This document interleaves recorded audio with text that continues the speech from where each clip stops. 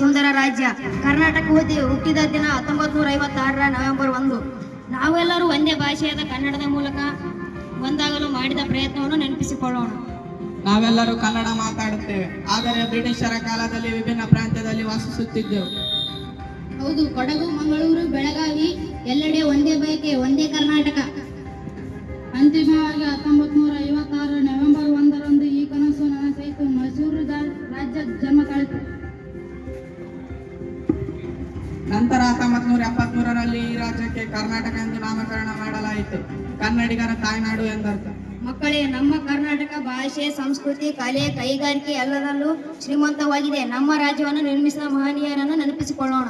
Sir, Kuvempu ಅವರ ಭಾರತ ಜನನೀಯ ಕನಸಾಯಿತು. ಎಲ್ಲರಿಗೂ ಸ್ಥಾನ ಇದೆ.